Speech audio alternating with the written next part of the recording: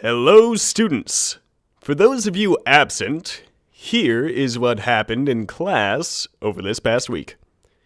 Monday, we decided to take a step back and really focus on getting excited about science. We watched several Todrick Duff, the science buff videos. Many of you fell asleep, which resulted in me lighting off the emergency firecrackers, which set off the Kardashian proximity alarm, which led to a false alarm Kardashian evacuation drill. It was a good thing we practiced recently. A few students were unaccounted for. We assumed they were doing gratuitous amounts of drugs and dismissed them altogether.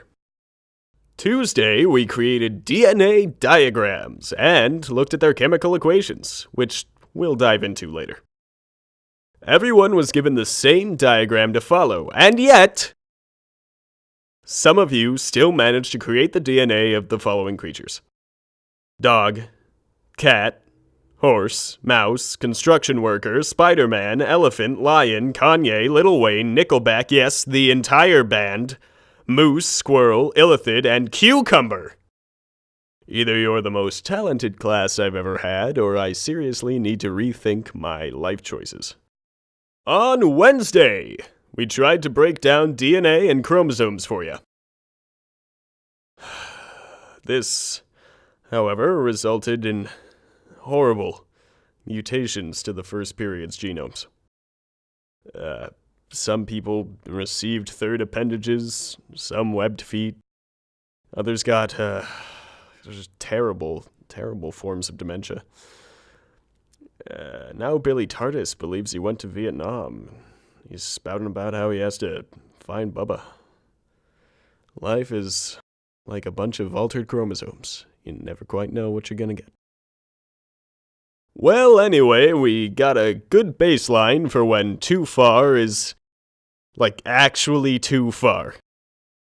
After correcting everyone's genomes, except for Billy 'cause it's funny, we continued the class studying deoxyribonucleic acid, or DNA's base components, and how to mess with it more. I bought a lab rat that we can try and make lay a chicken egg sometime in the future. His name is Henry. If you've gotten this far in my class, then I know what you're made of. And also, you know what you're made of. Oxygen, carbon, nitrogen, calcium, and phosphorus, all of which are extremely flammable in certain states. Yep, you're walking candles, kids. Thursday, we discussed what kind of candle we would want to be if we were ever set on fire. I would go with birthday candle. I believe Freddie Wendell said he would go with trick candle. Very surprising. Also on Thursday, we decided to observe more of the chemical makeup of the body. So we took a trip to the mall, where we found several types of makeup and burned them in the store with chemical reactions. On another note, we are no longer allowed in the mall. If you do take a trip to the local mall, please make sure to do so in disguise and avoid using the words burning and terrorism and my name. Definitely avoid using my name and the school's name, and just avoid mentioning that you go to school altogether, and just don't go to the mall. Just don't do it. On Friday, I gotta find Bubba! Billy, you are not Forrest Gump. This is not Vietnam. Bubba! God fucking damn it. Now that Mr. Tardis is well sedated and on the floor, we'll move on to our third and final lesson of chemistry and you. You are a bundle of different forms of matter, all bunched together in a neatly packaged suit.